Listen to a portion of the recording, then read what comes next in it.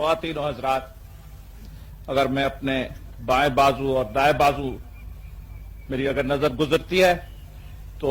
میں انگریزی میں تقریر کر سکتا ہوں، لیکن جب میں سامنے دیکھتا ہوں تو میں کہتا ہوں صرف اردو میں ہی آج تقریر ہے۔ میں نے کل اپنی تقریر میں کہا تھا کہ یہ آئین پاکستان کے عوام کا آئین ہے، یہ آپ کا آئین ہے۔ اس آئین کو پاکستان کے کوششوں نے اور پاکستان کے صلاحیتوں نے بنایا ہے۔ یہ آئین بڑی مدت کے بعد بنا ہے، بڑے طویل تلاش کے بعد بنا ہے، اور اس لیے اگر اس کی تعریف ہونی ہے اور خواہ اس کی گلا بھی ہونی ہے تو وہ تعریف صرف آپ ہی کر سکتے ہیں، اور اگر اس آئین میں کوئی کمی پیشی ہے اس کی نکتہ چینی بھی صرف پاکستان کے عوام ہی کر سکیں گے۔ اس لیے میں کوئی چیز نہیں ہوں، میں صرف قومی اسمبلی کا ایک رکن تھا، اور اس رکن کے حیثیت میں نے اپنی مکمل کوشش کی کہ اس جدوجہد میں جو پاکستان کے عوام کا جدوجہد تھا اس میں ہم کامیاب رہے۔ میں کسی صورت میں یہ دعویٰ نہیں کر سکتا ہوں کہ میرا آئین ہے، اور یہ اس قسم کا آئین میں اور میری جماعت چاہتے بھی نہیں تھے۔ ایک ذات کے، ایک فرد کے، ایک شخص کے آئین کے خلاف پاکستان کے عوام نے جدوجہد کی ہے، اور اس لیے ہماری امید ہے کہ یہ ایک مستقل آئین اور مکمل آئین رہے گا، کیونکہ یہ ایک کسی فرد کا اور شخص کا بنا ہوا آئین نہیں ہے، یہ ایک قومی اسمبلی جو منتخب ہوئی ہے پاکستان کے عوام کی، ان کا آئین بنایا ہوا ہے، اور صرف ایک جماعت کا نہیں، یہ صرف اکثریت جماعت کا آئین نہیں ہے، لیکن اکثریت اور اقلیت جماعتوں نے سب نے مل کر آخرکار اس آئین کی منظوری دی ہے۔ 25 برس کے بعد نامنظور کر کے آخر ہم نے منظوری دی ہے، اور یہ بڑی خوشی کی بات ہے۔ میں آپ سب کو خراج تحسین پیش کرتا ہوں، کیونکہ یہ آپ کی ایک واحد کامیابی ہے۔ اور اگر ہم ماضی کو دیکھیں اور اس جیسے میں نے کہا تھا اس لمبے اور طویل راہ کو دیکھیں تو وہ دن بھی ہم یاد کر سکتے ہیں جب پاکستان سے قبل، پاکستان بننے سے بہت پہلے، قائد اعظم محمد علی جناح سے ایک انگریزی صحافی نے پوچھا تھا، دریافت کی تھی کہ پاکستان میں کس قسم کا آئین بنے گا جب آپ کا پاکستان بنے گا، جب آپ کا پاکستان وجود میں آئے گا تو اس پاکستان میں کس قسم کا آئین بنے گا؟ تو قائد اعظم نے جواب نے انہیں فوراً ان کو جواب دیا اور کہا کہ پاکستان میں آئین بنانے میں کوئی تکلیف نہیں ہوگی، تکلیف ہوگی تو ہندوستان میں ہوگی۔ اگر آئین کوئی بنا نہ سکیں گے تو پھر کانگریس پارٹی نہیں بنا سکے گی، اور یہ سوال آپ مسلمانوں سے نہ پوچھیں، یہ سوال جا کے آپ ہندوؤں سے پوچھیں، کیونکہ جو آئین کے اصول ہے، جو مکمل ضابطہ حیات ہے، وہ ہمارے پاس موجود ہے، اور ان کے اصولوں پر ہم بڑی آسانی سے آئین بنا سکیں۔ لیکن تجربے نے اور وقت نے ہمیں کیا بتایا؟ وقت نے ہمیں یہ بتایا کہ وہاں ہندوستان میں 2-3 سال کے اندر ہندوستان کی عوام نے ایک آئین بنایا، ہندوستان کا آئین بن گیا، اور یہاں افسوس سے ہمیں وہ دن دیکھنے پڑے جب قائد اعظم ہمارے پاکستان میں، اس ملک میں، جس ملک کو انہوں نے بنایا تھا، 1 سال کے بعد ان کا انتقال ہوا، اور وہ یہ قیادت نہیں دے سکے آئین بنانے کی۔ اگر وہ ہمارے ساتھ رہتے تو اس کی قیادت میں مجھے یقین ہے کہ پاکستان میں بھی ایک وفاقی آئین، جمہوری آئین، اسلامی آئین بڑی آسانی سے بن سکتا۔ اور اگر ہندوستان میں نہرو کی کوشش نہ ہوتی، نہرو کی ساتھیوں کی کوشش نہ ہوتی، تو شاید ان کو بھی ایسے دن دیکھنے پڑتے، لیکن وہ خوش نصیب تھے اور ان کی قیادت مضبوط تھی۔ انہوں نے اپنے مکتب فکر کے مطابق جلد میں جلد آئین بنا لیا، آئین کے بعد انتخابات کیے اور ان کا ڈھانچہ بن گیا، ان کا جو بنیادی اصول کا ڈھانچہ ہے وہ انہوں نے بنا دیا، کیونکہ وہاں بھی یہ خود مختاری کے سوال تھے۔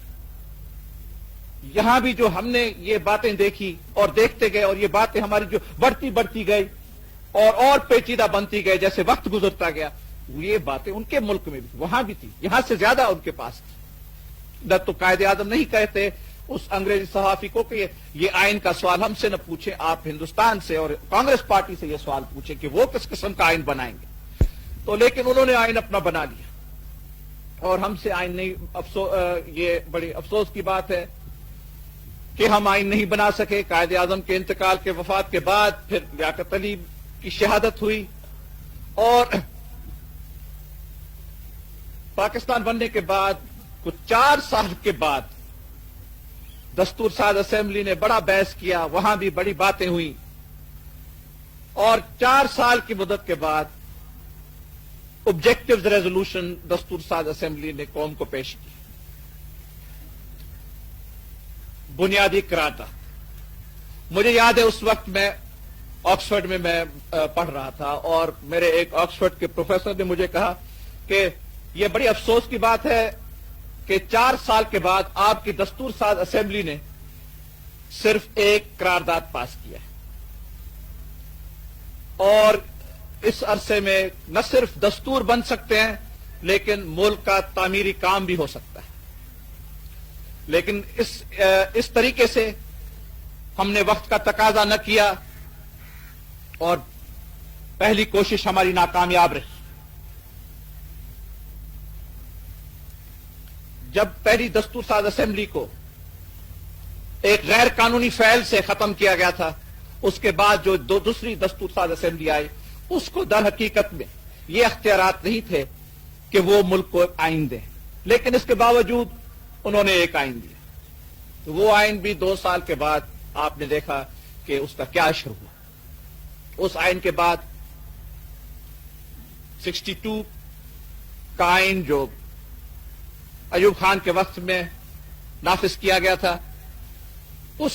آئین کے بنانے میں اس کمیٹی میں بھی ایک رکن تھا۔ اس زمانے کے وزیر خارجہ بھی اس کے ممبر تھے، اور وہاں اس وقت کے لا منسٹر وہ مشرقی پاکستان کے صاحب تھے، ان کا نام ابراہیم تھا، اور 2-3 اور ایسے ساتھی تھے جو اس وقت کے کابینہ کے ممبر تھے، اور میں بھی اسی کمیٹی میں تھا۔ تو میں آپ کو بتاتا ہوں وہ آئین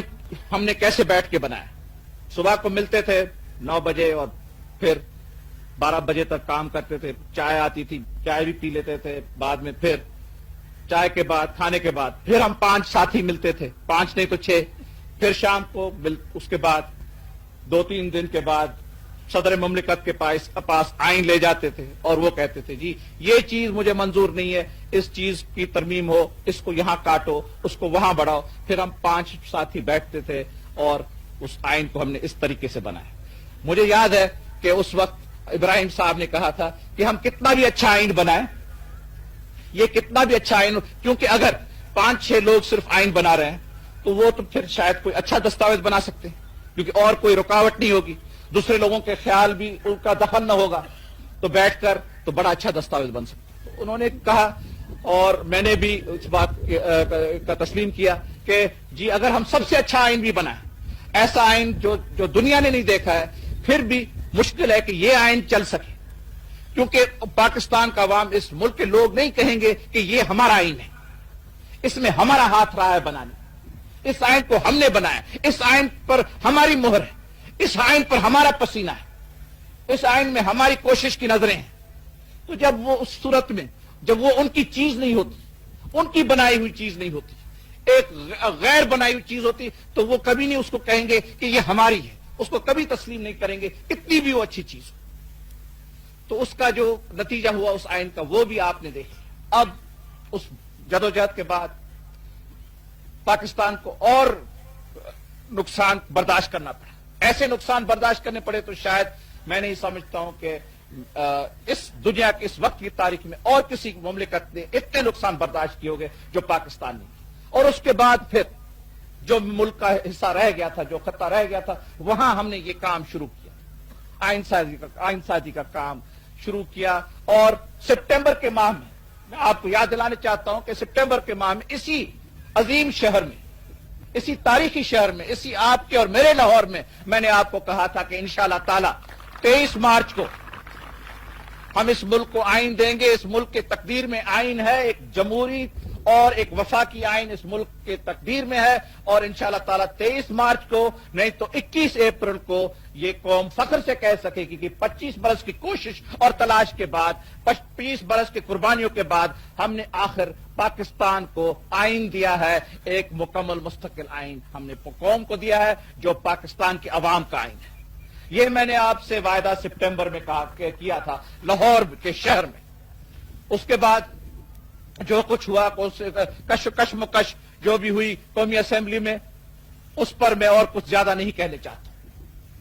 میں تقریریں کر سکتا ہوں، اور میں تقریریں اس وقت کر سکتا ہوں جب